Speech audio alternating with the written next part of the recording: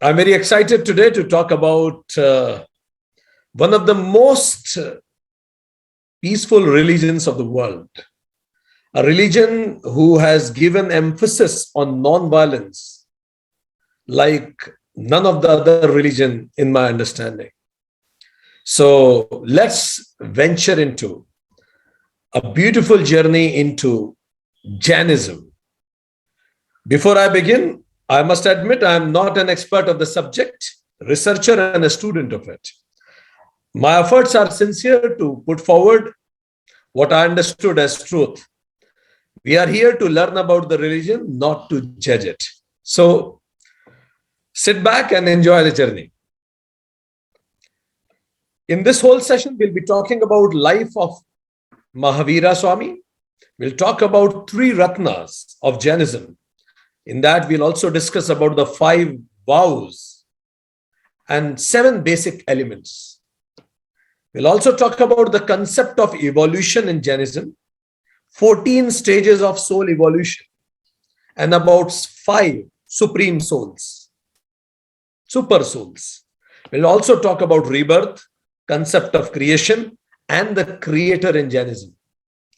We'll also talk about doctrine of Anekantavada in Jainism. We'll discuss about Jain essentials, Jain scriptures, mantra, divisions in Jains, and last is Preksha Dhyan. So let's begin with this. When we need to understand about Jainism, instead of starting with only Lord Mahavira, let's begin our journey from Prince Parshvanath. He was son of King Ashwasena. At the age of 30, he abandoned his home in the search of truth. And he was the one, after realizing himself, his purpose of life, his true nature, he established 4 vows, 4 Mahavratas.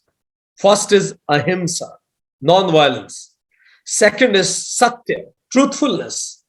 Third is non-stealing, Astheya. Fourth is non-possessions, Aparigraha. Mahavir Swami followed him in the chain of Tirthankars. What are those? We'll discuss this later. So Mahavir Swami, his original name was Vardhamana.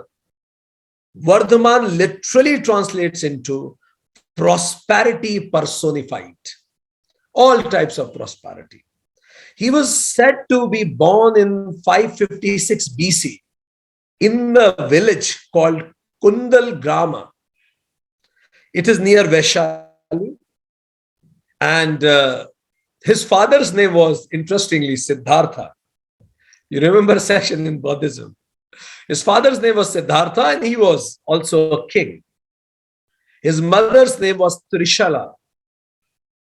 And mother saw dream of a white elephant and a lotus when she conceived. It may remind you certain things. This kid, Vardhamana, was exceptionally intelligent, but his questions were very different. Extremely inquisitiveness. And one of the most important virtue was extremely compassionate. Even from the early childhood, he had such a great compassion for animals. He could console even to a poisonous snake or a mad elephant with his peace and love. He is said to get married, though some traditions say he didn't marry, some traditions say he married. He was said to get married with Yashoda, and also he had a daughter. But the inquisitiveness about the purpose of life was so strong in him that at the age of 30, he left his house. He wanted to leave his house in the search of truth beforehand, but his father and mother didn't want him to leave. They loved him so much. King never wanted him to leave. So he decided that till their parents are there, He will do his dharma towards the parents. So once parents died, then he decided to go in the search of truth. He became a monk. He did extremely hard penance, like wandering monk. A beautiful young man who had everything possible in the world wanted to know himself and decided to leave everything for something which is greater, something which is imperishable, something which will be forever. He subjected his body to all kinds of pain because that time there were traditions that you need to go beyond body. It may remind you of Buddha also. He wandered naked and homeless,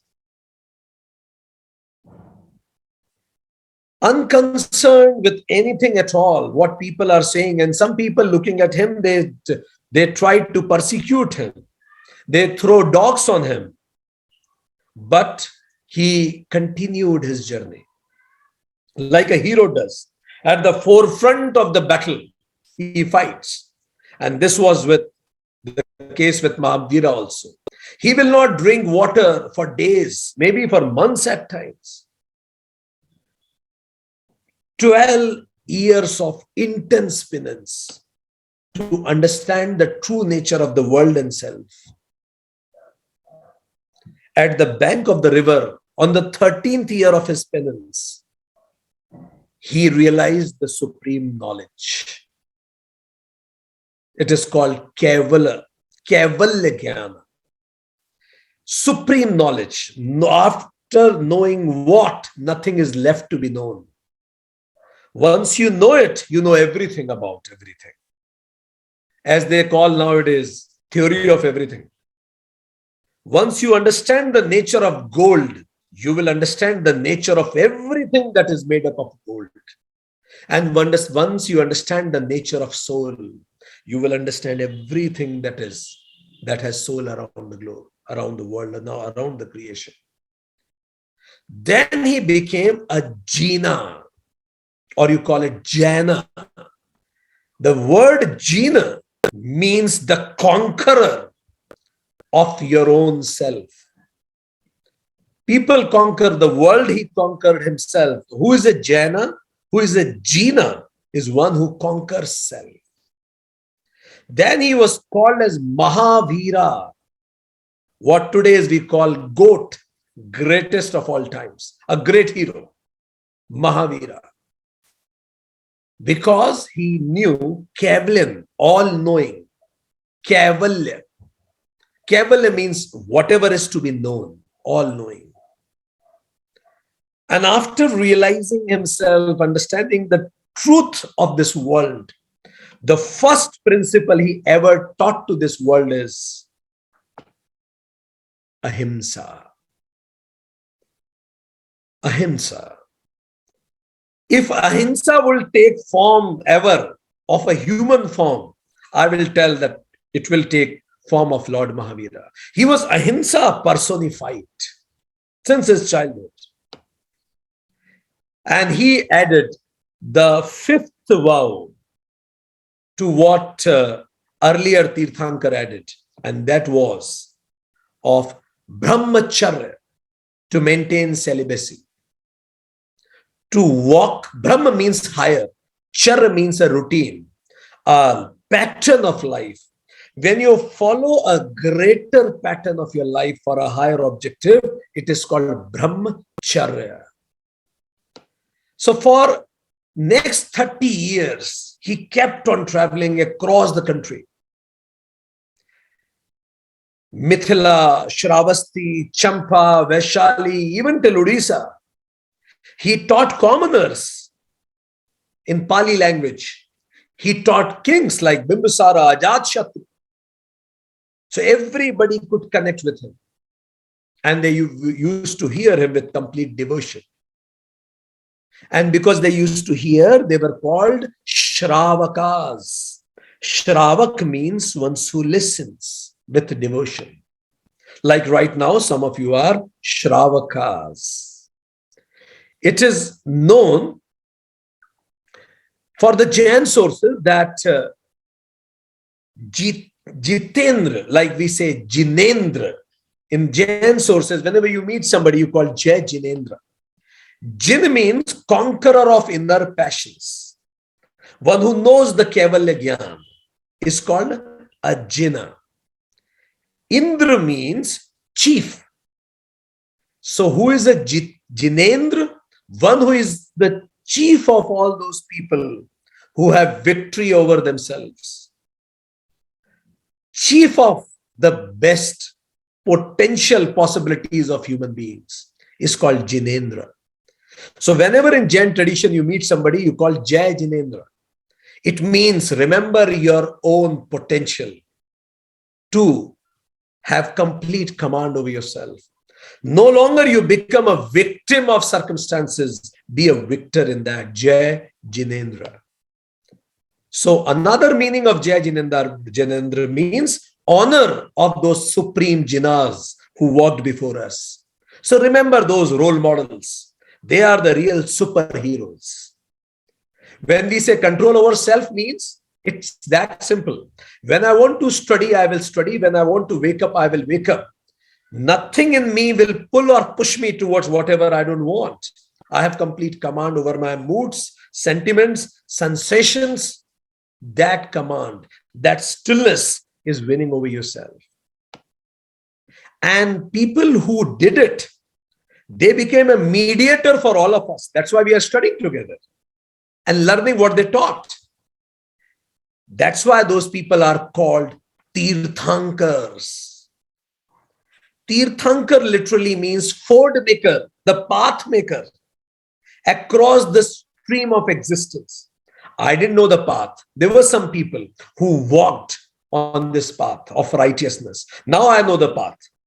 So one who knows the path, the way, thou, remember that? One who knows the path is a Tirthankar who lays the path to all of us. And first Tirthankar, as per Jain scriptures, was Rishabhadev. 23rd Tirthankar was Parshvanath, and Mahavira Swami was the last 24th Tirthankar. I wish I would have born in 6th century BC. It tempts me so much because that was the time two greatest of all time people were walking on the same land called India. Buddha and Mahavira was contemporary, and Mahavira died before Buddha. So true enlightened sages. One sage was enough for centuries. Having two sages at the same time, I feel jealous at times when I feel like this. That even if I was born, why don't I remember those times? But courtesy to those great people, they have done enough so that we will remember them and what they told. So are you ready to know what they told? Because message is greater than the master. Because message is master impersonified. How many of you are interested to know? What did they teach? Perfect. What is that knowledge after knowing which nothing is left to be known? So first thing is called Tri Ratna. And before I go into it, I warn you, you need to be all your ears because it's no common sense. You cannot listen it with slightest of lack of concentration. Don't forget, Mahavir Swami learnt it after 12 years of penance. So you can't listen and understand it having a cup of coffee. Fine. So I suggest whatever you want to drink it right away, because whatever I'm going to say is going to be deep. Let me do that then. Perfect. So the first big concept of Jainism is called Tri Ratna.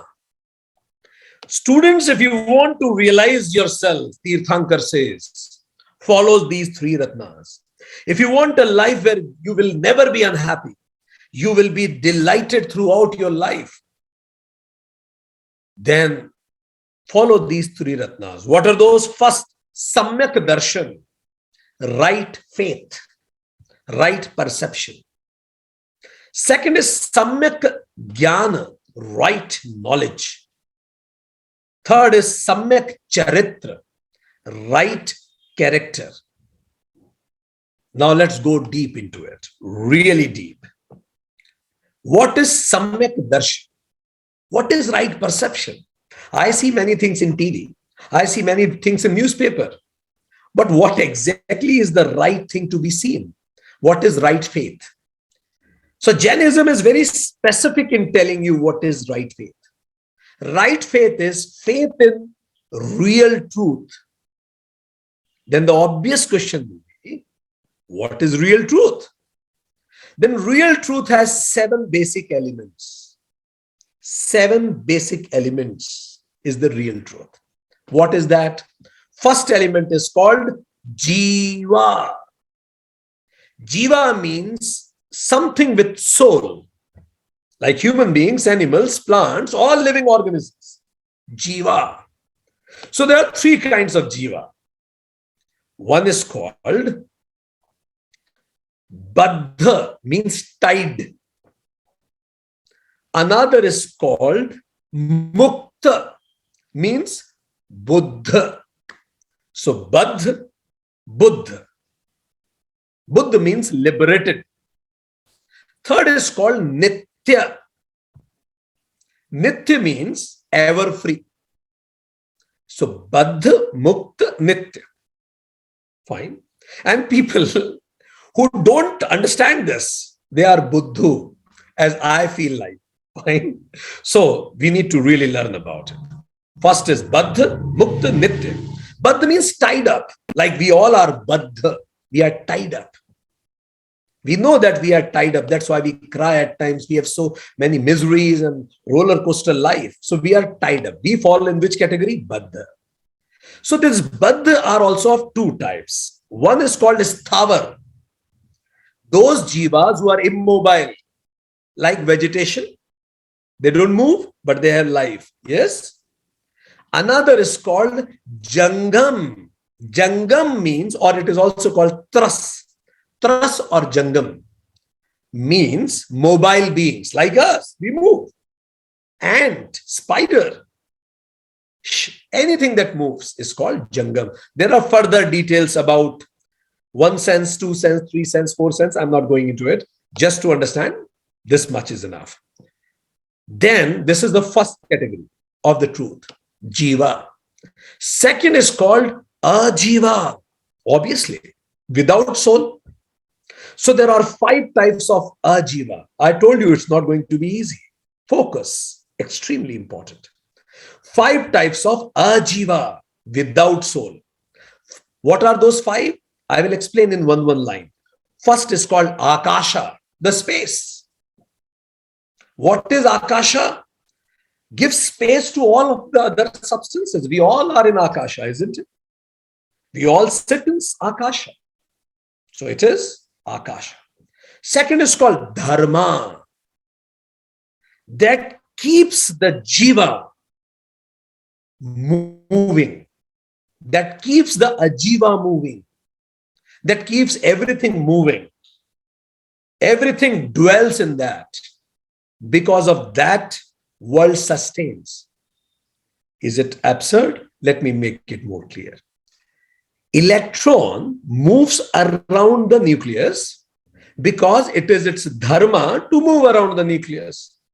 Like Yatri, if electron today says, today I'm not feeling like moving. I feel like, why don't I get deposited in the nucleus for some time being? Can world exist? No. In a second, whole world will be into ashes. So dharma, everybody is following their own dharma. What is right to be done, everybody is doing it, isn't it? Earth is moving around the sun. Will Earth say anytime, no, not, I'm not feeling like this now. Shouldn't I go in some other sun's solar system? No, everybody is following their own dharma. So dharma is something that is sustaining.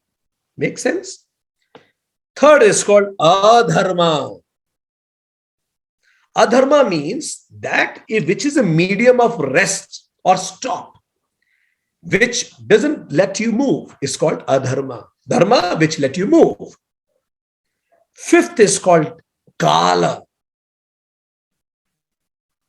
Fourth is called Kala. Kala means time. It is the cause of everything. Infinite cycle of change is also Ajiva. And fifth is called Pudgal. Now it is going to be interesting. Pudgal. Fine. Pudgal. So these are five. Now let me explain what is Pudgal because it is important. Fine. Pudgal means matter. Matter. Which does not have soul. It's Pudgal. iPhone is a Pudgal. Fine. So Pudgal means something that doesn't have soul. The literal meaning of Pudgal means something that vanishes, destroys. Even this body is a Pudgal, it destroys. So it is the basis of whole physical universe. Whatever around you, you can touch is a Pudgal. Whole physical universe is Pudgal. So Pudgal is made up of Anu. Anu. Imagine Jain wisdom that time. Can you imagine this? Where there were no microscopes, they are saying that using the word Anu. Pudgal is made up of atoms. And how are they defining it? You will be shocked. Smallest particle that cannot be subdivided. It is the smallest particle which cannot be further subdivided. Anu, eternal, which is always there. So they say that Anu makes different combination and make different structures. Anu is never created nor destroyed. It only changes forms. When the body is burnt, new Anus, it takes form of different Anus, but Anus remains. Fine. So themselves are formless. The Anu are formless, but gives form to the world, Jain Shastra says. Formless means you can't see them. And those Anus together makes Sanghata or called Skandha. It means combination of many Anus together. Does it remind you of something called molecule? Maybe. But don't forget, we are talking about 6th century BC, not 21st century. Fine. This is the wisdom of this land. So this is Anu Sanghat together make Pudgal. Pudgal is all of physical being of the universe. And this is a part of Ajiva. Fine. So this is the first thing that we need to know as a truth. 7 truth. First truth, Jiva. Second, Ajiva. Third truth now we are going to discuss. Third is Astrava. Astrava means inflicts. The cause of bondage. Then why there is misery? The reason is Astrava, the cause of bondage of this sansara, Ajnana. Ajnana. Because we don't know our true nature, we feel we are body and we connect with this body. Means Jiva connect with Pudgal and feels I am Pudgal. Like for example, I feel I am a glass and then the glass goes empty, I feel empty. When glass gets filled, I feel filled. When glass is broken, I feel broken. How absurd is this? You may call it's Ajnana. This is what Mahavira is saying. It's Ajnana. Don't relate to something which is perishable. So what is Sansara? Endless cycle of death and birth is Sansara. What is Astrava? The flow of a Jiva towards the Jiva. When Jiva, which is eternal, consider himself limited, it is called Astrava. I feel I may die someday. I cry about it. We are eternal, but Astrava means when the flow of Ajiva or Pudgal towards the Jiva. And you connect yourself with the body.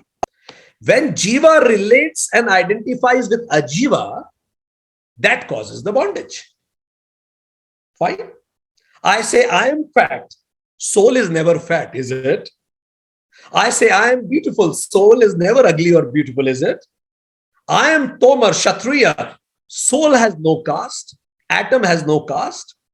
But when I connect with what is physical, then I take its qualities on me, and that creates misery. I'm Indian, I won't like Pakistan. But atom doesn't have nationalities, does that? That's what Mahavira is trying to say. The cause of bondage are fourfold. First is called mithyatva, wrong belief. What does that mean? I explain it right now. Thinking unreal as real. Fine. This everything is unreal. It will be broken into pieces. Second is called avirati. No seeing the limitation of the material world. When I don't see the limitations in the material world, everything which I love one day will die and I will cry. Understand this. And that's why I need to see something which is permanent. It is called avirati. When you don't see it. Third is pramada, attachment. Fourth is kashaya. There are four types of kashayas too. List, sublist, and list. You can't learn Jainism without pen and paper. It's no common sense. It's deep. So there are four types of kashaya even. Kashaya means something which impurifies your soul. So what are the four impurities? First is called anger. How many of you get angry soon? Very good. Second is called arrogance. It is called mother. Third is called greed. I should get more. More marks, more property, more things. Greed, moha. Fourth is called kapata or maya or delusion, confusion. Not knowing the reality. So these are the kashayas. So let's come back to the point. So we level self and world. We connect both, which are different. And that's what is the reason of bondage. It is called astrava. Now, let's go for the A, B, C, D, fourth one. Now, bandha. When I connect myself with something which is limited or this body, then I get bonded. So, fourth is called bandha, bondage, intermingling of soul and karmas. Fine. Now, Jainism has a very strange and peculiar definition of karma. What is that? Jainism believes that karma has a material, physical existence like atoms. It's not non-physical, it's physical. Material existence like atoms, and they stick to the soul. And then physically binds the soul actually to the samsara. So when you do good actions, you create good atoms, karmas, which stick to the soul and bring us towards the world. People appreciate you. Hridaya, you are such a good girl. You are the best. You should be applauded. So the desire to be appreciated is a good karma. You do good karma, then you love appreciation. But still you love the world, you know. When people won't appreciate, you'll feel bad. Then second is bad actions. You gain bad karmas, stick to the soul, and again. We act due to attachment, identification with the body. And this is what you call your name, your position, your relation, your everything. So this all are called bondages. Because otherwise we are eternally free. Fine? Next is A, B, C, D. Now fifth, E, samvara. Now you need to stop it. Stop the misery. Stop this pain. And this ability to stop this karma is called samvara. Every word is important. Samvara. Samvara, how to stop? The problem statement is over. How to solve now? So samvara has three components. List within list. Fine. Three components. First is called gupti. Three guptis. It is going to be important later. That's why I'm telling you this. Three guptis. Guptis means controls. Control your mind, control your speech, and control your body. If you really want to control your karmas, how do you do karma? Speech, mind, and body. Control them. It's called gupti. Hold on. One. Second is called five samiti. Samiti means observing carefulness. What are those five samiti? First is movement. When you move, assure you shouldn't hurt anybody. If you are sitting in a bus, don't hurt anybody. If you are driving a car, don't hurt anybody. Even if you're walking, don't hurt anybody. Speaking, people hurt by speaking also. Do you have some colleagues and friends who hurt you when they speak? You know them, yes? Second, so it means they don't are taking care of the samiti. Third is while you are eating, don't hurt anybody while you are eating. Fourth is placing objects. If you are placing this object here, assure that there should not be any life behind it or below it, and it should not hurt. Fifth is disposing the refuse. Even if you are disposing something which is disposable, be assured it should not hurt anybody. Don't throw disposables in front of your neighbors.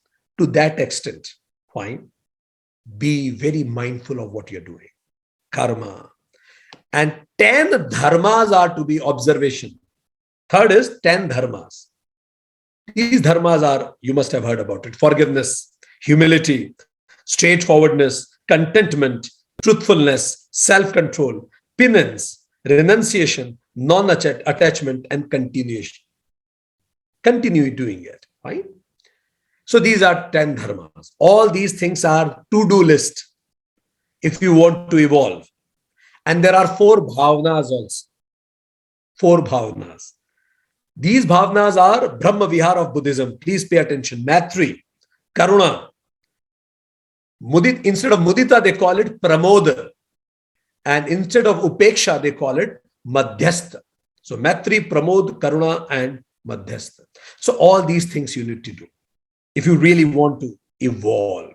Fine. Anupreksha Dhyana is also needed. Meditation. I will talk about it later. So these are few of the steps. Now, once you have started working towards it, then the next step, 6th truth, is called Nirjara. Nirjara means falling off. Now, once you are very mindful of what you speak, what you do, how you move, how you sit, and everything, you are following all the dharmas, then what will happen? Karma atoms will fall from your soul. It's called Nirjara. Those atoms will fall from your soul. Essential for breaking free from samsara. Your soul will become free. So this Nirjara will be of 2 types. One is called a Bhava Nirjara. Another is called Dravya Nirjara. Bhava Nirjara means modification of the soul, which leads to separation. You evolve yourself. Bhava means Ayushmana Bhava, be something. Fine. So Bhava Nirjara means you are evolving yourself so that those karma, you are not doing unmindful things. You are very mindful. What you call it is avain, just like that. No, you won't do anything just like that. Be mindful. Bhava Nirjara. And once you do Bhava Nirjara, second is called Dravya Nirjara. That physical separation of karma atoms. I told you karma atoms will stick. So they will be removed. That's called Dravya Nirjara. Fine. Now, interestingly, this Bhava Nirjara means evolving your soul is also of 2 types. One is called Savipaka, another is Avipaka. That's very interesting. Savipaka means the passive method. How do you pass in an exam? Like people do engineering in 4 years. It is to be done in 4 years. Some people take 8 years. So gradually you keep on giving attempt again and again. One fine day you will evolve. No efforts is needed. Someday you will evolve, for God's sake, isn't it? So this is called Savipaka, Nirjara. One fine day, maybe after millions of births, you will evolve. If you want effort, put efforts. But there are some intelligent students like in your class also, like here also. They may choose the another part. It is called Avipaka, active method, intentional. And for that, you need to do tapas. Tapas, you need to put efforts. And those tapas also, I won't go into it, but yes, just to inform you, tapas is also internal tapas and external tapas. Purify inside. This glass has to be purified from inside and purified from outside. Then only you can see clearly, isn't it? So similarly, inside and outside. And once these 6 things are done, then what you get is 7th, last truth, moksha, the liberation. of soul from the samsara, attained after destruction of all karmic bonds and atoms. Everything is removed. Jiva has realized its true nature in finite bliss, infinite knowledge, infinite perception. This position is called, in Jainism, Siddha, highest level. Siddha Shila. You reach to the adobe of Siddhas. You are Siddha. Highest and the noblest objective a soul can achieve is to be a Siddha. Got it? It's not MBA degree. It's not a university degree. It's to be a Siddha. Fine. Perfect. Because where these MBA people do job, their chairman follows Siddhas. They worship the Siddhas. What should be the highest objectives? To be a Siddha yourself. Isn't it? Makes sense? Go further. So now this all was the first one. Samyak Drashti. 7 things. Remember that? Now you know this. I told you this, isn't it? Second is called Samyak Jnana. Look, knowing it, seeing it is different. You need to understand it. Diya. Because it is so easy to listen. You need to understand it. It's called Samyak Jnana.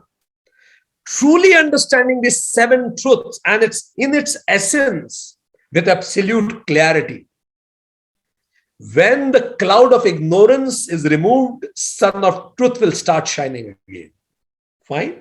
So this is called second one, Samyak Jnana. Fine, I know it. Fine, I have heard of it. But the problem is, I don't behave. I have all the knowledge in the universe, but when I go to behave, I behave absurd. It's wrong, yes? True learning happens when it reflects in behavior there. So the third stage is called Samyak Charitra, right behavior. Now behave like a Siddhagata, if you know it.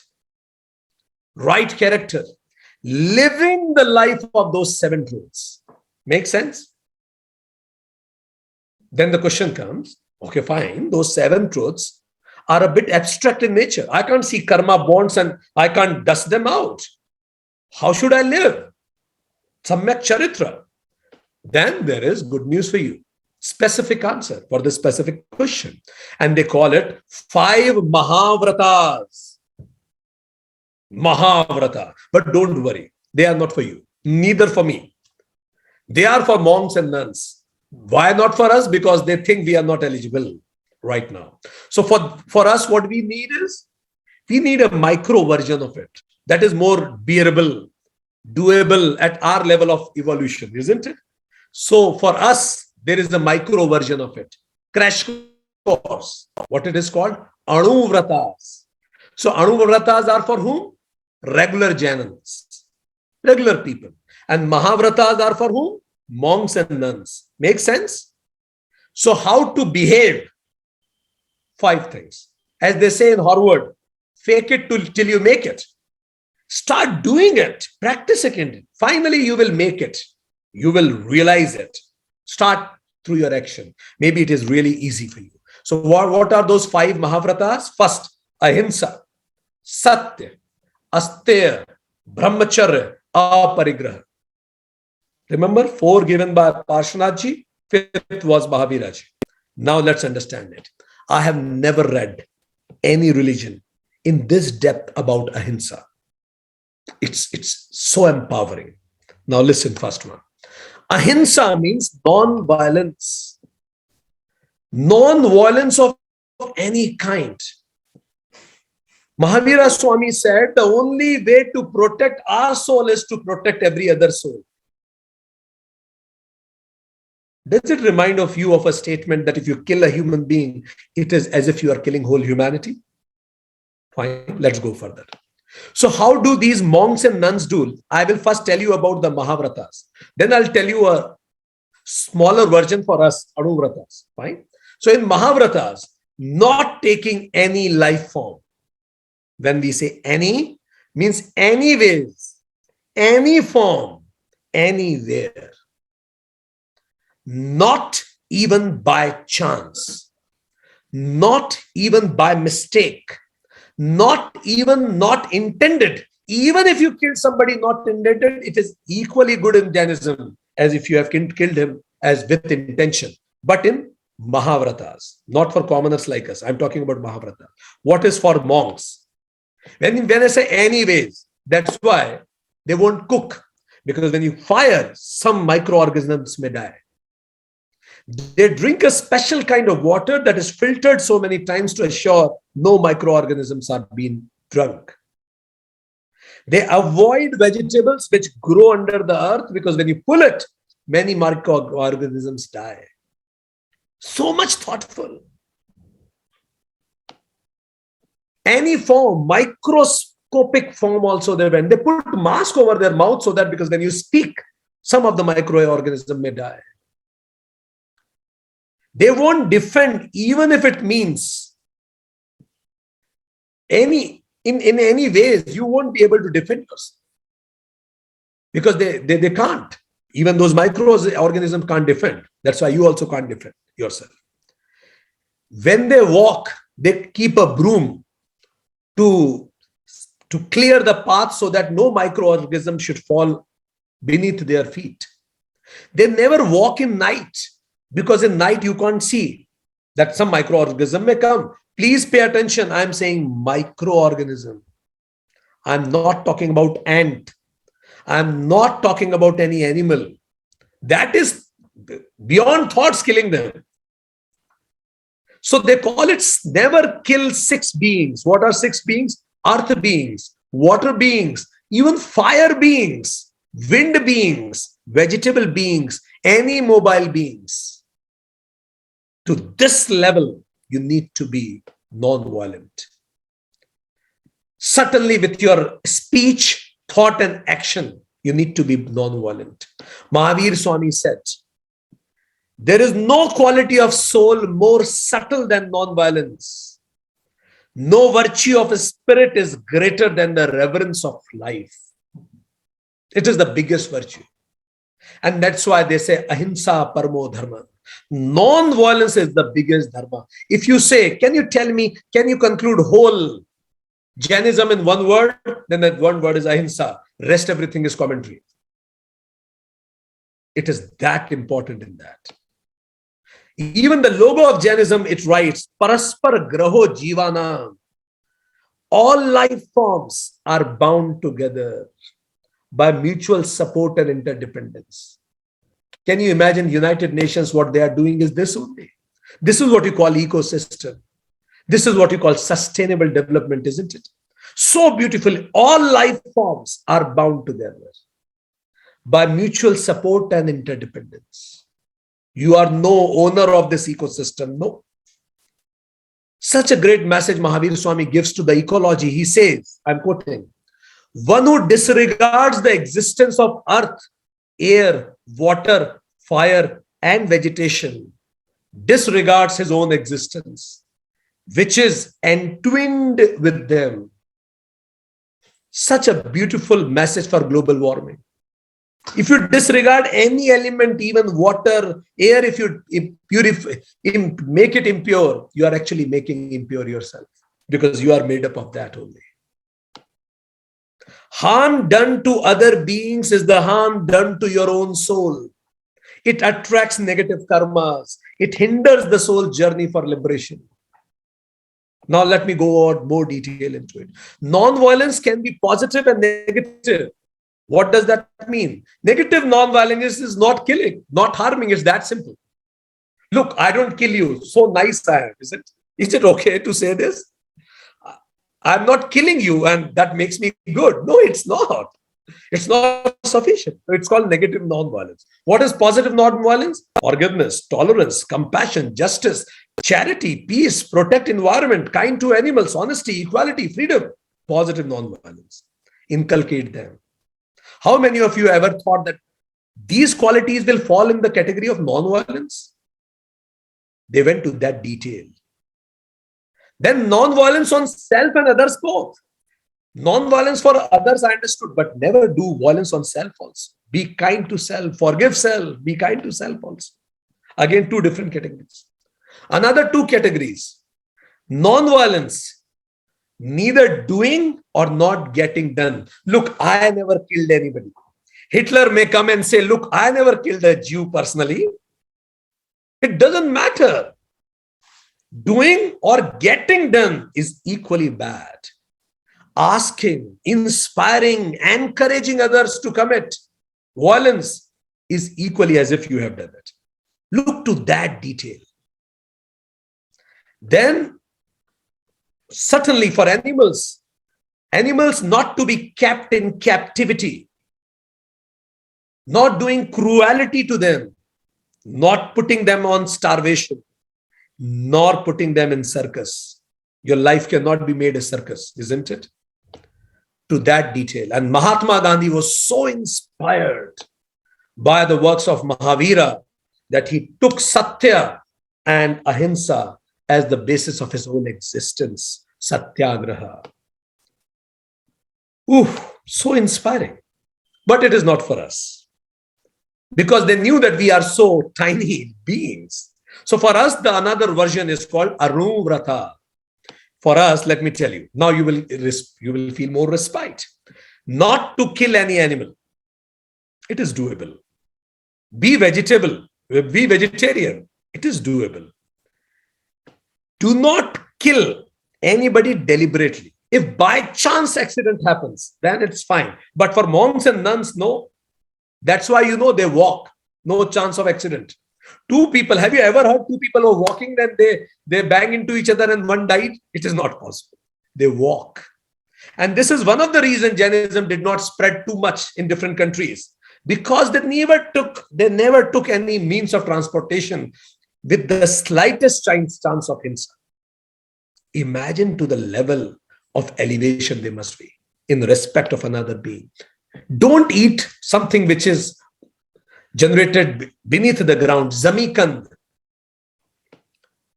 and avoid doing jobs in furnace, cutting the tree, fermentation, pesticides, weaponaries, circus, meat, honey, eggs, leather, silk, digging. Avoid these jobs. You see, that's why you will find that Jains are generally in businesses, in law, where these businesses where they don't need to do any harm to anybody. So that is the level of depth they went into understanding about this. Now we'll go further to the another Mahavrata. So next is what you call is, you may need to give a second for me. Okay, here we go. Okay. Yes, so the next Mahavrata is called Satya. Satya. Satya means the truthfulness, being truthful in whatever you are doing, whomsoever you are interacting. What is Mahavrata in that? Not to lie, either be silent or speak the truth. Not to lie in any case. There are only two choices. You can be silent. If you feel that your speaking may kill somebody, be silent. Fine. Truth in speech, mind and actions. But what is Anuvrata? Not doing any forgery, not misappropriation of things, not proclaiming others' thought. Fine. This is what is called Satya. Now let's go to another. Asteya. What is Asteya? Non-stealing. Mahavrata, let me tell you. Not taking anything which is not freely given without permission. Do not take anything that is not given to you, and not take anything without permission. For monks and nuns, it applies on anything, even if it is unattended. If something is placed here, I can't take it because there is nobody to claim it. No, they can't do that. Fine. Even if it is unattended or unclaimed, whether it is worth or worthless, I took it because it was worthless. It appeared worthless. No. Non-stealing of action, speech, and thoughts. So to that level, theft causes injury. It is a hinsa, even that.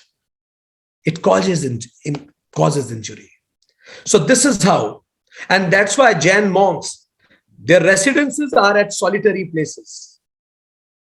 Their residence is deserted to a great extent, causing no hindrance to others in no ways. Acceptance of the clean food, whatever food is offered. No quarreling with the brother monks. Tattva Sutra says in Jainism. And what is for us? Anuvrata, not stealing. Not stealing in terms of thought, speech, and action. Do not take something with anything which is not yours. So that is not stealing.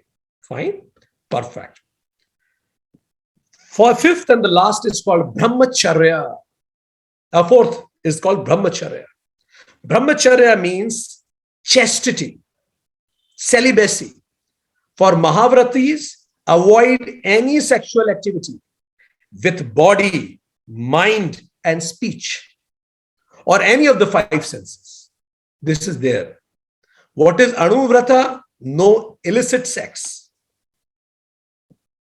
Last and the fifth is aparigraha.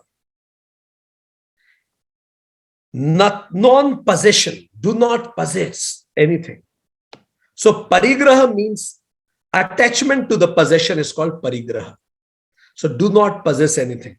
And there is a big list of possessions for Mahavratas and small list for us. Fine. That's why Mahavir Swami even did not wear the clothes. Even they felt that even it is a possession. Don't possess anything. The way I came, I will go back. It's just a temporary existence. So everything, possession of feelings, emotions, nothing. And that's why they keep on moving. Because if you stop, you possess. But when you keep on traveling, there is nothing you will possess there. No emotions even. Nothing to possess. What is Anuvrata? Give alms, donate. Have a minimalistic life where you don't possess so much. So this is Mahavratas. Now let me tell you what is there for the commoners like us. Fine. So for commoners like us, everybody need to do 12 vratas. 12 vratas for all of us. Fine. What are those 5 Anuvrata? I have told you before only. 5 Anuvrata. Plus 3 Gunavrata means merit vows. I will tell you in one line. Plus 4 Siksha Vrata, disciplinary vows. So it is very much important. If I want to elevate my soul, then I need to do Vrata. Vrata means I need to have self-discipline. 5 self-discipline I told you, Anuvrata. Now, next 3 is called Gunavrata. First is called Digavrata. Restricting the movements with regard to directions. Move only when it is needed. And move with caution and mindfulness. Second is called Bhogopabhoga Parinama. Limiting consumerables. Eat that much only that is required. Third is called Anarth Danda Virmana. Restricting from harmful occupations. These things are doable, Diya, isn't it? Is it doable? It is relatively simple. That's why it is for commoners. Fine. Then there are 4. What is the purpose of Gunavrata? If you could notice, it actually are enabling the what is the purpose of Gunavrata? It is actually enabling the Anuvrata. It is supporting the Anuvrata in a way. Fine. Next is called 4 Siksha Vrata. Siksha Vrata. First is called Samayik. Samayik means vow to meditate and concentrate periodically. You need to do regular meditations. Will you do? Start doing that. How many of you are interested? Today I'm going to teach you a technique also, a small way. Second is called Devavakasha. Limiting movements to the certain places for a fixed period of time. Fine.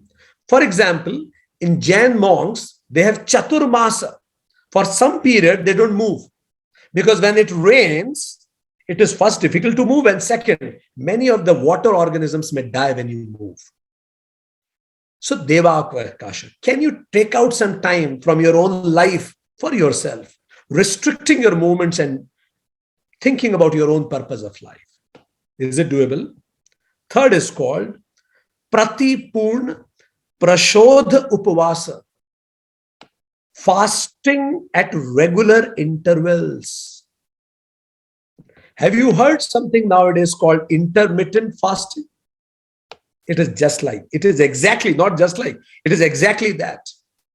Imagine 6th century BC. So you may need to decide and eat with, they call it Ashta Prahari Poshad. Fine. They call it Char Prahari Poshad, Chhe Prahari Poshad. When would you like to eat and then take a big interval? Prahar means time. Fine. So, din or raat ke liye means either in, if you are eating in night, then what should be the next interval time that you should eat in morning? And when you are eating in morning, what should be the time next you will eat? And gradually increase this time. Intermittent fasting. Fine. Fourth is called Atithi Samvibhaga, vow of offering food to the needy and to the monks, to the nuns. This is what is expected from all of us. These 12 things. Imagine if everybody will do these 12 things. We'll be physically healthy, spiritually elevated. Such a beautiful society we'll be making. It is an emblem of a great society. Do these 12 things. Siksha Vrata actually is making us being prepared for a Muni. What is a Muni? We'll discuss later. Fine. So this is what is Guna Vrata and overall 12 Vratas for us. Now let me come to the concept of evolution, how we evolve as a soul. So on the basis of evolution, souls are in 4 lokas. There are 4 lokas Jainism thing. So what are those 4 lokas in Jainism on the basis of evolution? The lowest loka is called Adhaloka, Narakaloka, adopt of hellish beings, hell. A bit above it is called Madhyaloka, second, Manashya. Even animals are there in this with us. Artha, Madhyaloka. Higher is called Devaloka, demigods, heavenly beings. Highest, Siddhaloka, Siddhashila. We discussed that. Urdhaloka it is called. So this is the how we need to evolve. Fine. Remember Darwin said, from monkey you became what you are today. From smaller beings we become human beings, then we'll become higher beings, and then we'll become the Siddha beings. But even higher beings are caged because they will also take rebirth. They are not higher. They are good people. Right?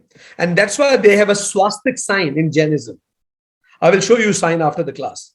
Swastik sign has got 4 components, 4 compartments. All those 4 compartments are for animal, hellish beings, animal beings, human beings, and heaven beings.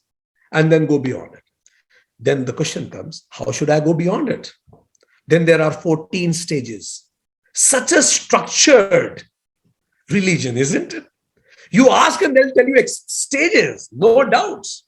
I'll go through them fast. You need to be very attentive if you really want to know how to evolve. So soul need to evolve. How to evolve? It is called Moksha Marga. Remember Nirjara, it is that only. Everything is connecting back. Nirjara, then it reaches to the moksha. 6th truth was Nirjara. It is also called Gunasthana. Gunasthana, a sthan where you will get gunas, virtues, and you will elevate. First stage, Mithyatva. The soul is in a sort of delusion, sleep, wrong beliefs due to karmic matters. We feel this is what life is, have job, earn in millions, go places and die one day. Mithyatva. Second stage is called Sasa Vadana. Sasa Vadana means now beginning of distinguishing between truth and false, but often forgetting. My very close relative died and I thought, look, this whole world is false. I loved him so much and he died. But then I thought about it for 2 years and again I'm back to the work in the same world. So again, we forget it. It is the second stage. You raise your hand wherever you feel, yes, I'm in this stage. I'm waiting for all of you. Fine. Stage one, we feel this is what the world is and I'm really enjoying it. I'm in a good university, get good package and get a good guy to get married, our girl to get married and have a good life. This is called mithyatu. Sasa vadana, yes, my heart aches. Yes, I need to search truth. Today I thought about it, tomorrow back to the club. Third is called misra, an uncertain stage. One moment knowing the truth, another moment doubting it. Is it really true? ऐसा होता है क्या? Really? It's good to know, but I don't know. This is misra. Are you at that stage? Fourth is called avirat samyakatva. The soul has reached to the threshold of clarity. You know for sure whatever is written in the scriptures are correct. No doubt about it. No doubt left. Complete knowledge of the truth. Now you know it. You have complete belief. It is called Sacha Astik, a true believer. Samyak Drashti is being established. Look, going back to the same point. Samyak Drashti. Now you know those 7 truths. And you have no doubt about it. It is the truth. Fine. I am not able to do it. That's a separate ball game. But it is the truth. Stage 5th now. Now, first level is over. Stage 5th. It is called Desha Virata. Desh means partial. So, partial renunciation of the world. Partially now you renunciate. You'll have less friends. You won't go to clubs every next day. You won't sit for Netflix whole night for weeks. No, now you will withdraw from this drama. And now you will be serious about the 12 vrattas. 12 vrat, we discuss it. Here, if you're seriously following it, it means you're stage 5. It is the highest stage a layman can go. Jain scripture says that if you are a layman, this is the highest stage you can achieve. Thereafter, all the ascetics only. Now, saints only. Now you will get a board. From onwards, saints only. So this is what you call as Samyak Charitra. Now you are behaving in that. In your life, that is stage 5. Now stage 6 onwards, saints only. Higher beings only. Fine? Listen carefully. And then you will know why Jains respect their monks so much. Fine? Because everybody is at 5 stage and they're done. And majority are on stage 1 only. And there are 14 stages. That's interesting. 6th stage, Pramatta Virat. Now follow the Mahavratas, no Anuvratas. Whatever I explained. No gossip. Not interested what Yatri is feeling. It is her life. God bless her. Not interested whether Diya is liking the session. Her life. God bless her. No gossip. No oversleep. No anger. No pride. Now practice it. So now they have started doing it. But they do it with pramad. Pramad means a delusion. Because you can't become like this all of a sudden, isn't it? But yes, you are being very mindful. This is the moment you are called a sadhu. Or you are called, sadhu means one who is doing sadhana sincerely. Not a part-time like we all are. Sadhu, sincere sadhana. Not for writing an exam and getting marks because Praksha Dhyan is in course. And God damn it, my HOD is here, I have to attend the class. No, it is a full focus. Sadhana. Jain Muni. Muni means one who kept quiet. Enough of the world. Mauna Muni. Strict self-discipline. Some rare carelessness happens at this stage. Now comes the stage 7. Whenever you know that somebody becomes Jain Sadhvi, no, the stage is 6th. Now you know it very clearly. 7th is called Apramatta Virata. Soul is absorbed in the spiritual contemplation.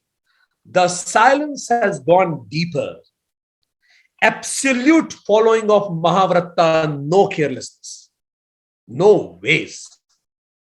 The moment you reach there, you are at stage 7. And remember those kashai, those chains we call kashai. First kasha is broken. That is called anger. If you find a saint around you who never get angry, for sure he's at stage 7. Isn't it interesting? Now, faint reduces of other 3 kashas are still left, but first is broken. Now, stage number 8, apurvakaran. Contemplation of the pure soul begins. Now you know your true nature, but you haven't realized it. You know it, and now you have started contemplating on that. At this moment, pride disappears. They will become very, very humble. No pride. You cannot go for ants if you have pride, isn't it? Power of meditation strengthened. This is, you're preparing yourself. This is particularly an elevating stage because huge meditation you do in that. You connect with the cosmos and your pride disappears. Second kasha is over. Second chain is broken. Now no arrogance. Ninth stage, anivrattikaran. Now pure contemplation remains. These saints remain in contemplation for days and even weeks. And when they remain there only, then the Maya vanishes, deceit vanishes, delusion vanishes. No delusion now. Freedom from deceit. Third kasha is broken. Just small craving remains. Remember, one kasha is still left. There were 4 kashas. Fine. Now when you grow further, 10th, Sukshma Samparaya. All passion is now destroyed. Last one was left was, that is still left. But all other passions are destroyed. No longing, no belonging. Just being. Gone are the perceptions of pain and pleasure. They take life as it is. No fear, no grief, no disgust. Nothing. No passion is left. Even if you appreciate me, you condemn me, you like me, you curse me, doesn't make any difference. All blessings to you. 11th is a upashant moha, a critical point. Now you need to deal with the last kasha. That is called moha, attachment to the world or a greed towards things. It is very subtle. It's not the greed that we have. The last, the ship is ready to go in the ocean. The last anchor is left. Attachment to the world. A very subtle attachment. Moha, upashant moha. Now you cannot go further without this, without dealing with this. This is the last kasha. 12th, Shirna moha. Shirna means elimination of moha.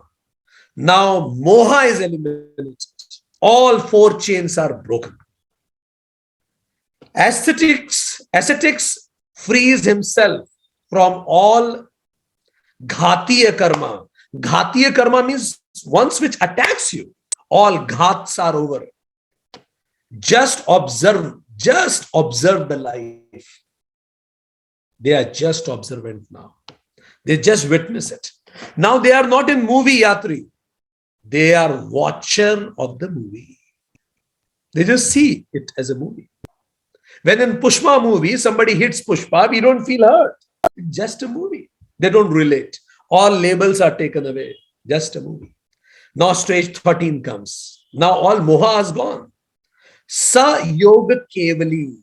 Now you get samyak jnana. Now you know it. You are the knower. Now your soul is ready to be liberated. Remember Buddhism? Aharta. This soul is called level 13, Aharta. Worthy soul. One who has eliminated all the ghatiya karmas and reached the samyak jnana.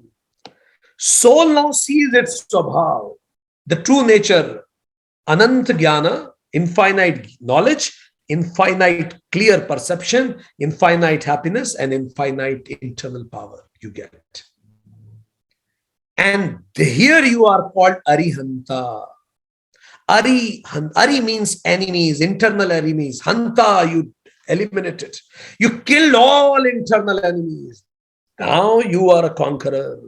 You are world champion now. One who has eliminated all the Ghatiya karmas is a Arihanta. Complete control. Now last stage is left. 14th. Ayog. Earlier it was Sayog, because you need to put efforts to reach there. But now Ayog, no efforts.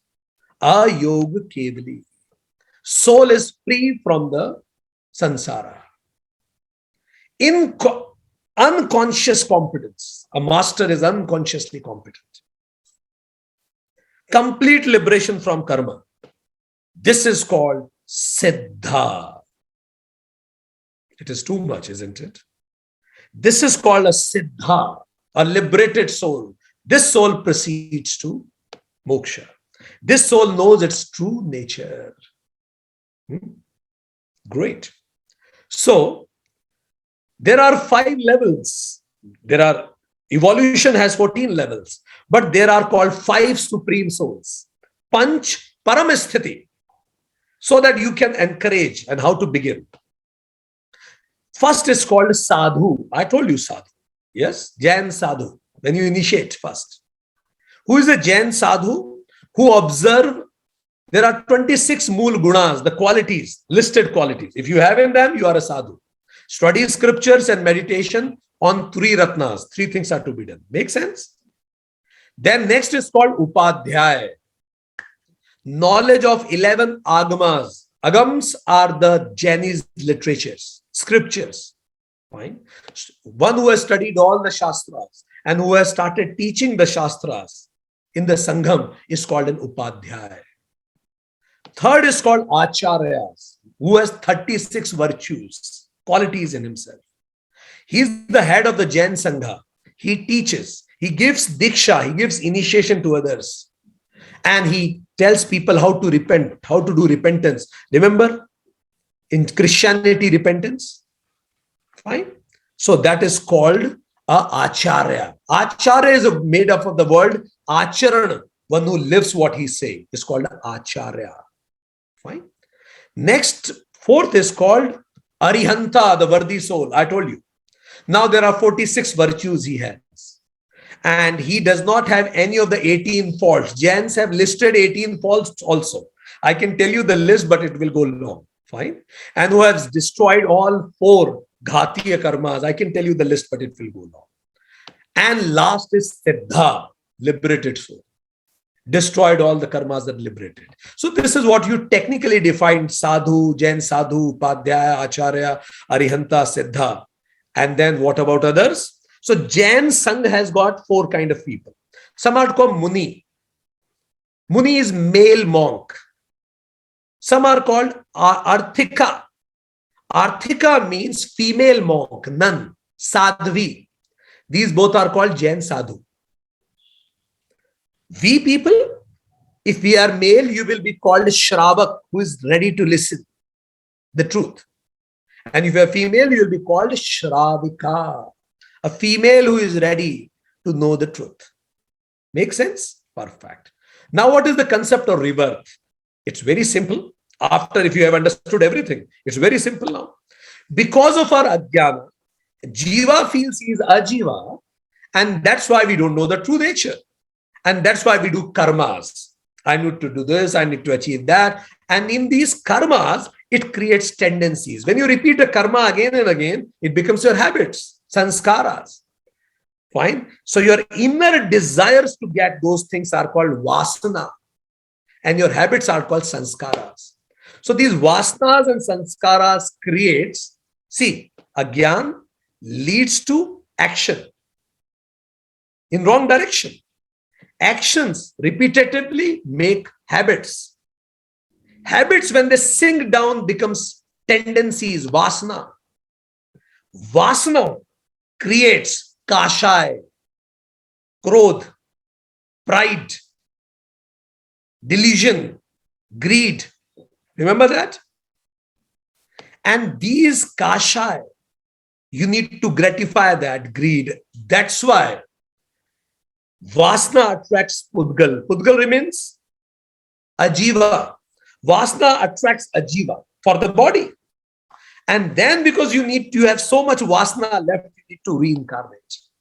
So Pudgal makes the body according to the Vasna. So your body is made according to your Vasna. It means your place of birth, your time of birth, your family is given to you according to your Vasna. Even your color of skin, your form, your size, your sense organs, your action organs, even your mind, if it is bright or dull, it is given to you according to your Vasna and your level of evolution. Why to waste mind to a soul which is not evolved, isn't it? So given to you accordingly. And this is how you take rebirth. You are in a bondage of karma. Right? Now, what about creation, whole universe? Jainism is very different from Vedanta here. They say creation has always been there. Mahavira said creation is eternal. It was always been there. It was ever existing. Vedanta doesn't agree.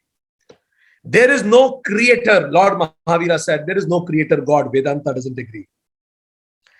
Jeev and Ajeev together are called creation. What is creation? Jeev, Ajeev together is creation. And it is ever existing. Yes, Sankhyans may agree with it.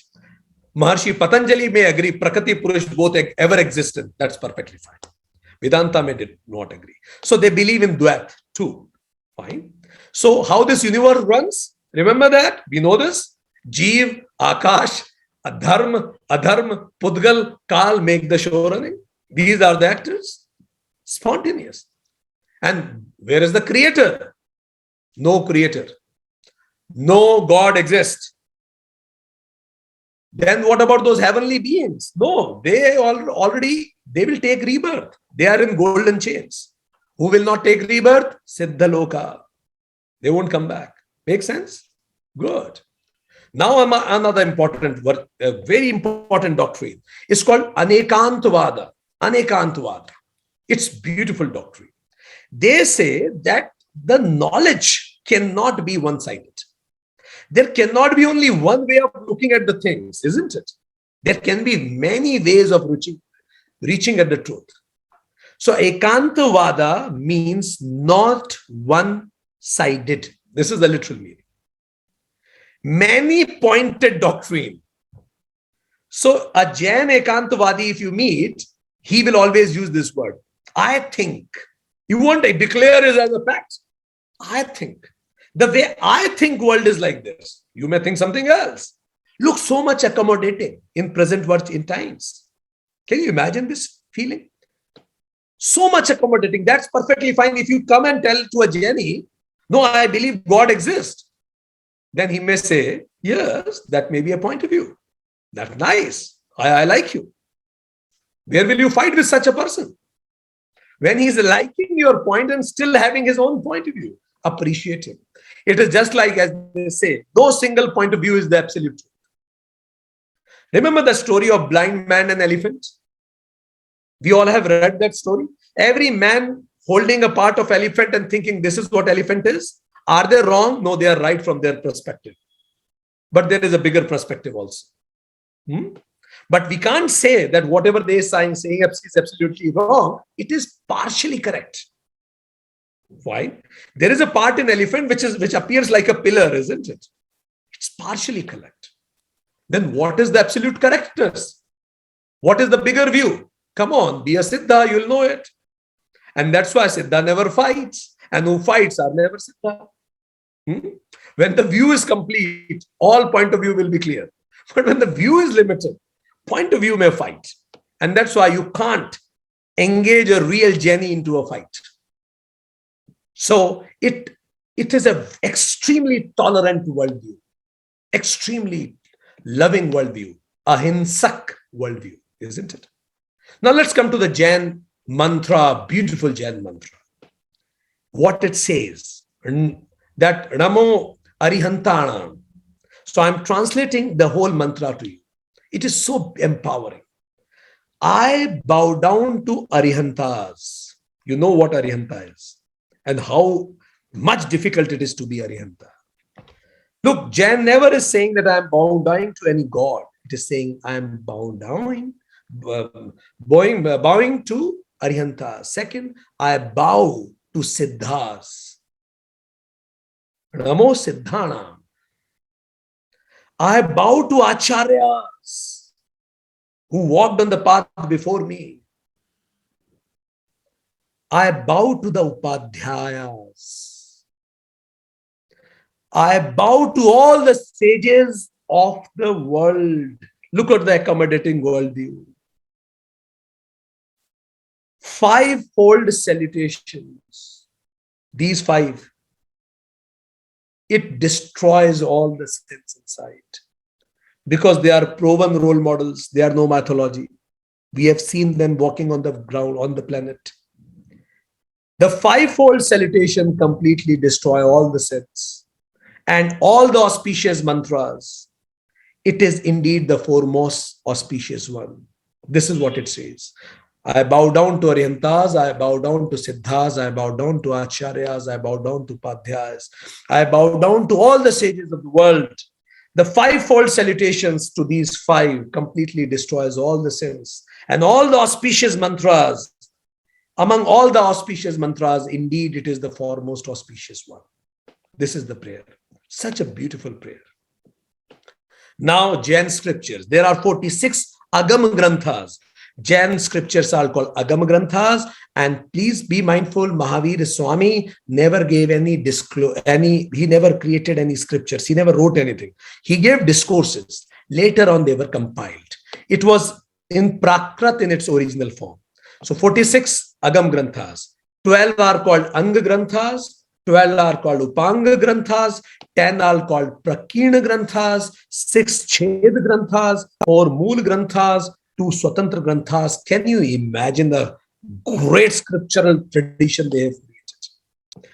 There are many great festivals Jainism follows. One of the great is Paryushan, where you, for 8 days in Shvetambars and 10 days in Digambars, they do repentance and forgiveness. For the accumulated karma, they do dusting from the soul. It's a soul dusting. All karma atoms you need to throw out. So repentance and forgiveness to remove all the accumulated karmas of the previous year. Complete account clear. Credit, debit balanced. And then it will develop a new mindset for the new karmas further. And Mahavir Swami, at the age of 72, he died. But he attained nirvana on Diwali. And that's why Diwali is very auspicious for Jainis. Jain religion is divided into Shvetambaras and Digambaras. 80% of the world is Shvetambaras, 20% are Digambaras. Word itself tells you the difference. Shvet means white. Ambar, the white clothes whosoever wears is called Shvetambaras. Dig is directions. They say this whole globe, whole cosmos is the cloth to us, sky clothing. They walk naked. They are called Digambaras. One difference. Second difference is, in Shvetambaras, there are women monks. In Digambaras, there are no women monks. They walk naked. Fine. Shvetambaras, they follow Agam Shastras. I mentioned you. Digambaras, they believe that the old Shastras does not exist any longer. Fine. So this is the major difference. Now, Shvetambaras are of two types. One is called Mandir Margi. They will go to the temple and they worship. Another is called Sthanakvasi. They don't worship the idol. What they worship is virtues. They don't worship the master, they worship the message. So Sthanakvasis are also two types, Vaishya Sampradaya and Tera Panthi. Tera Panthi. Tera means again 5 Mahavratas, 3 Samiti, 5 Mahavratas, 5 Samiti, 3 Gupti. You will create a combination, a bouquet of virtues. Follow those virtues, you become a Tera Panthi. Fine. Mandir Margi is again divided. I can go on and on. Fine. In Digambar, there are 3 major divisions. First is called Bees Panthi. Now you add some more, isn't it? More virtues. And they believe they follow Dharma Guru, they follow Tirthankars, but also they follow Kshetrapals, some more people. And they follow Murti Puja, the idol worshippers. And then there is another option that is called Tera Panthi. Now, Tera Panthi they are both in Digambar and Shvetambar, but the difference is they don't worship idols, they worship idols. In Digambar, they do idol worships. Fine. But Tera Panthi only worship the Tirthankars.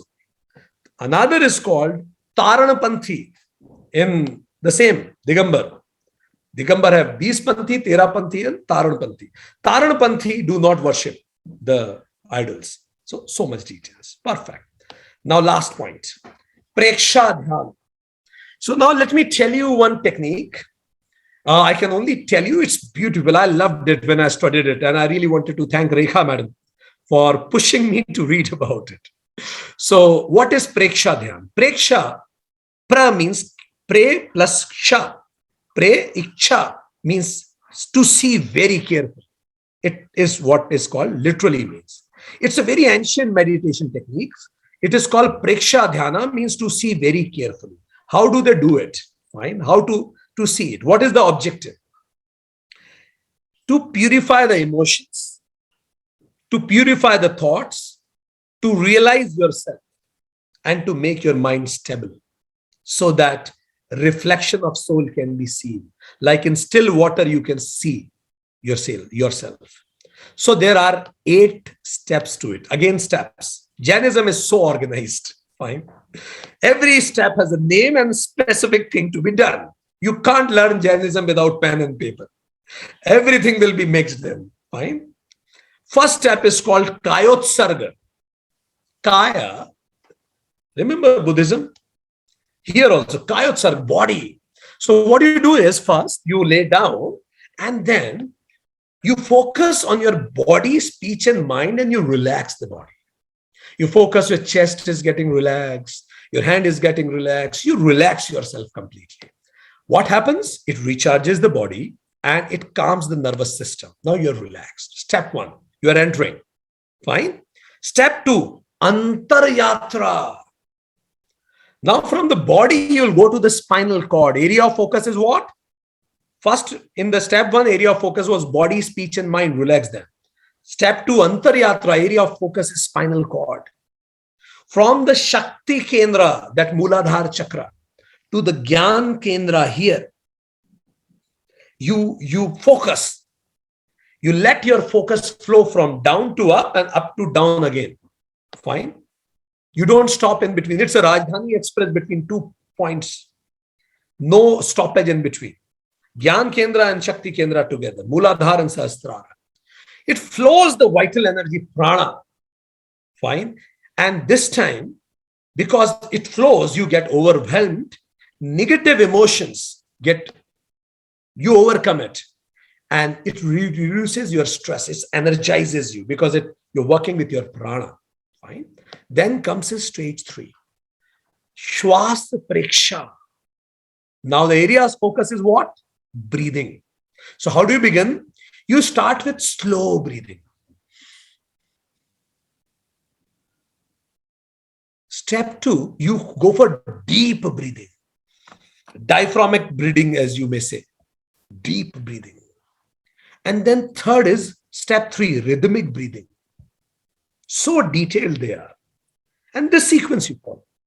So when it comes to breathing, there are 2 types. One is called diaphragmatic breathing, which they call as Dirgha Shwas. Go for deep. Fine. Slow inhale and then exhale from your diaphragm. So it is like that. It gives you steady mind. And another breathing is called Samavrakti Shwas, alternative breathing. What you do is you exhale from one nostril and inhale from another. Exhale, and then you change it. What it gives you? It makes you remain in present.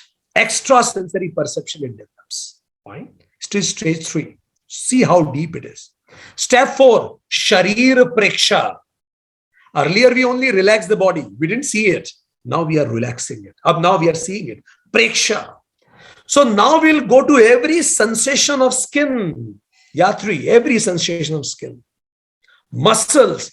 What this muscle is feeling, what that muscle is feeling. Go and listen to every muscle. Preksha. See it carefully. Even you see your internal organs, your heart, your liver. Go for that. Even electronic impulses in the brain, how your neurons observe them. And then you realize sensation and perception are 2 different things. It is the stage you realize that pain and suffering are different things. Pain belongs to this ajiva body. Suffering is mental.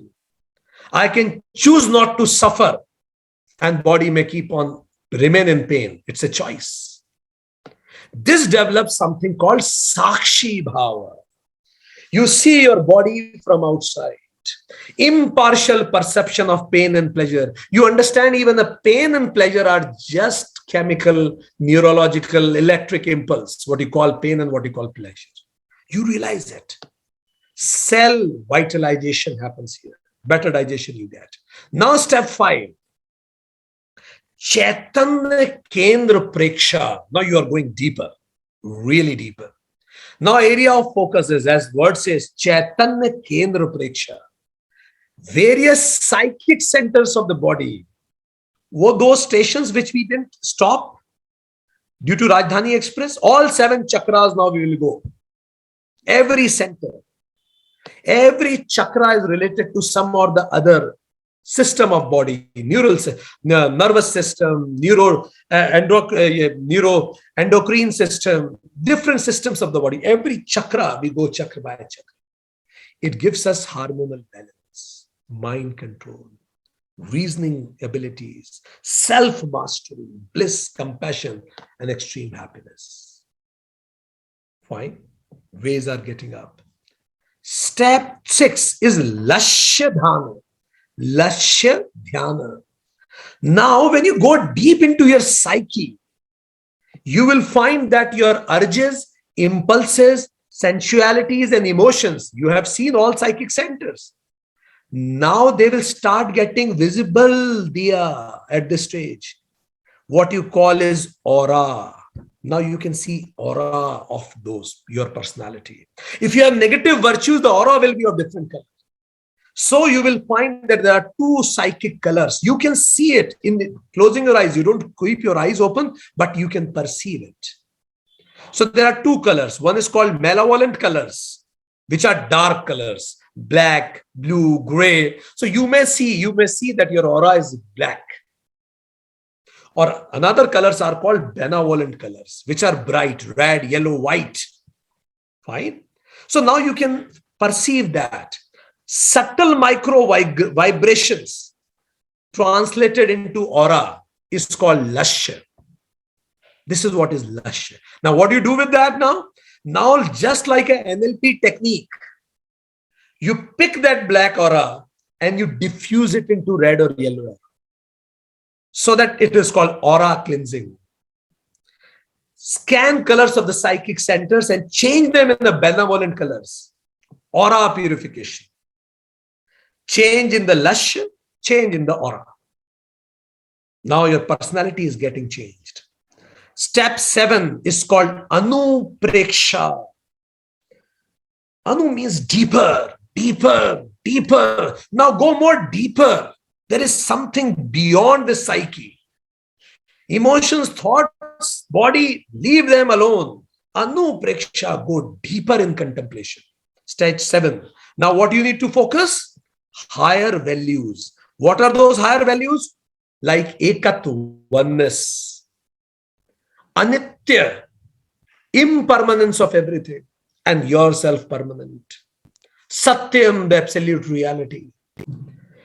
Revisiting and thinking about whatever was felt so far. It is compilation of everything together in the light of absolute reality. And here you reinforce positive virtues and reverse the negative virtues. Last comes is step 8, bhavana. Now you get that absolute correct bhavana. Perception in the present moment. Now you developed, you walk with mindfulness. You eat with mindfulness. You become a sakshi bhav. How your life be with these gunas, you realize. You feel if all those virtues are there in me, how my life will be. Now you think about it and you embrace them. This is called the deep Jain technique of Preksha. So friends, here I took 6 more minutes in explaining it, but I couldn't rush. I'm sorry about your 6 minutes. We completed life of Mahavir Swami. We completed 3 Ratnas, 5 vows, 7 basic elements, concept of evolution, 14 stages of soul evolution, 5 super beings, concept of rebirth, concept of creation, concept of God, concept of Anekantavada, Jain essentials, Jain scriptures, mantras, Jain divisions, and finally Preksha. So let's end the session with a bhavana of truth and ahimsa. Thank you.